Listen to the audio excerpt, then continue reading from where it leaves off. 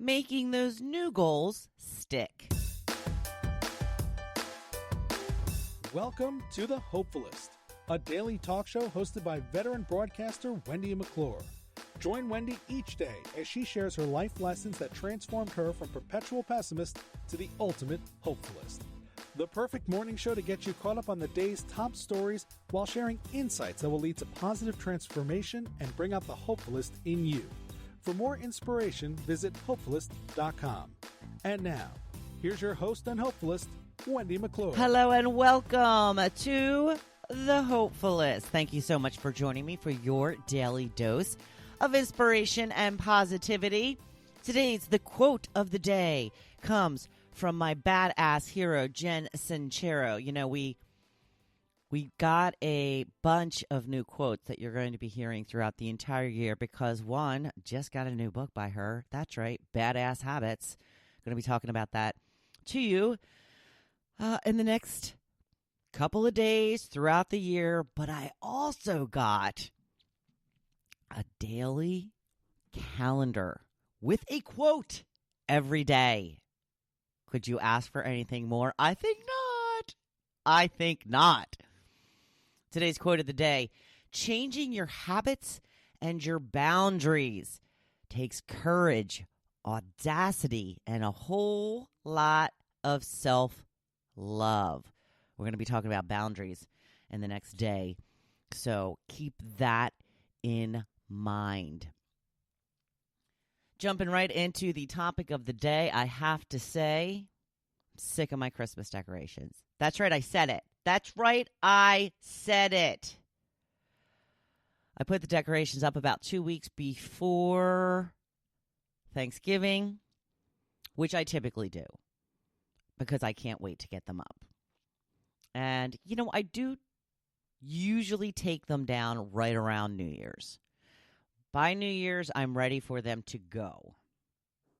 And I'm supposed to we're having a dinner on New Year's Eve. So that is the only reason that I'm keeping them up. I do still enjoy looking at my tree, don't get me wrong, but I'm kind of sick of it. It's kind of drug on a little bit at this point. And I have to rearrange my nautical tree. It's just not looking the way I want it to look.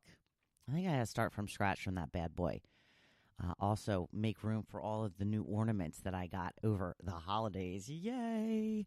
So, when asking you, when do you take the decorations down? Elaine says January 6th. Cheryl says they morph into other holiday deco until I get tired of them. No schedule. Hope everyone had and is having happy holidays. Same to you, Cheryl. Alexandria says after Little Christmas, which I think is January 6th. I've never followed with that stuff. Sam says Christmas night. I was like, whoa, that's fast. She says she does that every year, but to be fair, it goes up the day after Halloween because I'm so excited. She sounds like me. Somebody beat me. Carolyn says when they bug me, sometime between Epiphany and Valentine's Day. Again, I'm not sure when Epiphany is. If not Christmas Day, Jamie says the next for sure. All done and packed away. Meg says done already. Janet says today, replacing the Christmas tree ornaments with New Year's ornaments. Fun way to keep the lights going. Actually, she posted a picture of this.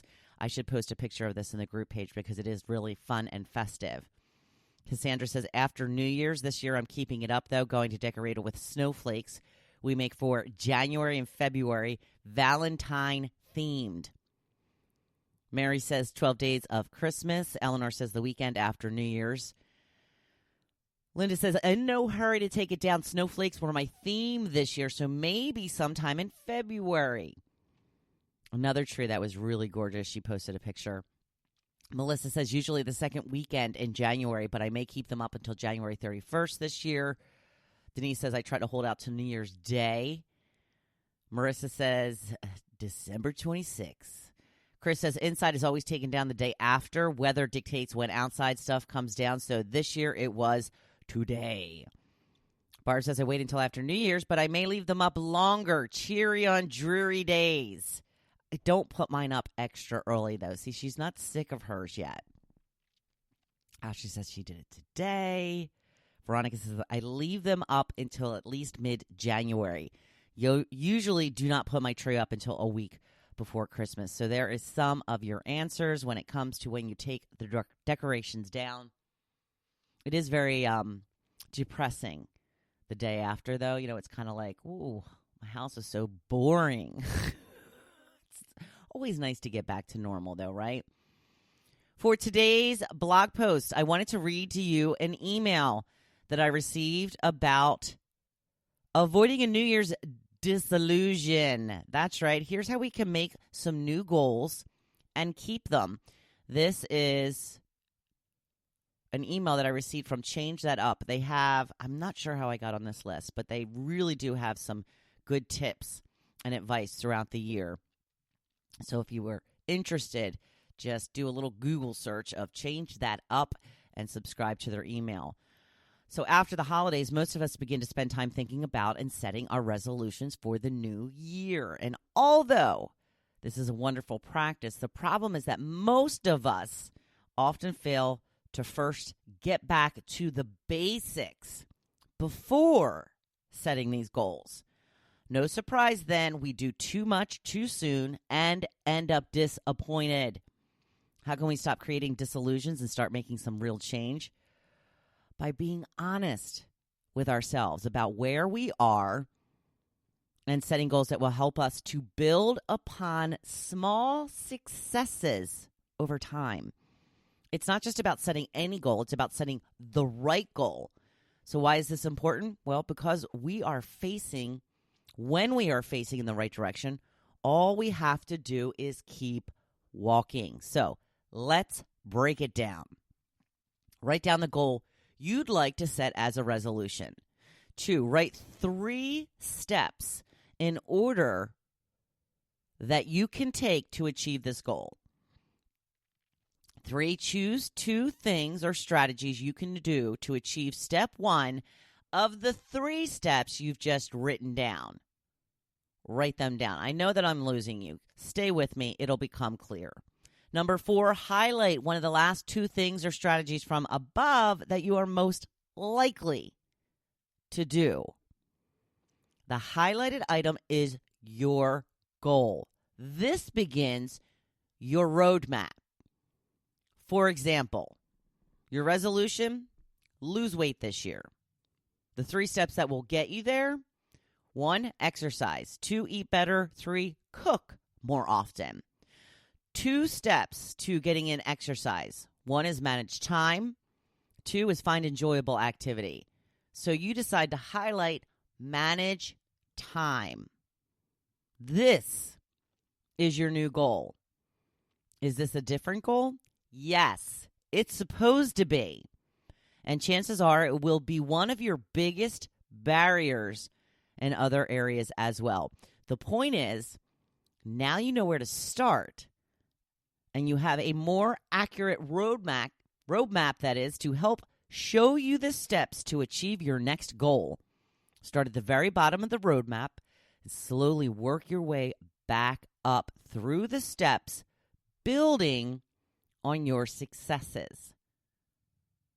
You may need to make a new roadmap for each step or a smaller goal leading up to your resolution. That is okay. In fact, it's encouraged.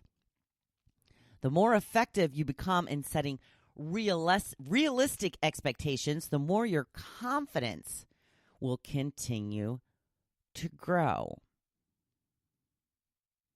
If this example wasn't enough to remind you, I'll say it again. Start small. Don't fall into the same pattern of doing too much too soon with too little preparation. If your goal is time management, start by purchasing a planner the first week, and on the second week, just try to use the dang thing. Once you feel better about your management skills, start exploring exercises you enjoy. Make another roadmap if you need. Be gentle. Give yourself space and time. Learn from detours. Build on your successes. You are gonna rock this out, but only if you give yourself a chance to be successful in the first place. always remember good things take time. You got this. I believe in you. I know you can do it. Oh my, it is Tuesday already. Anyone having a taco? Go on out there and be your badass self. I know you can. And as always, I'm right here cheering you on. Thank you for listening to The Hopefulist, hosted by Wendy McClure. For more inspiration, please visit Hopefulist.com. Thanks, and we'll see you tomorrow on The Hopefulist. Be badass.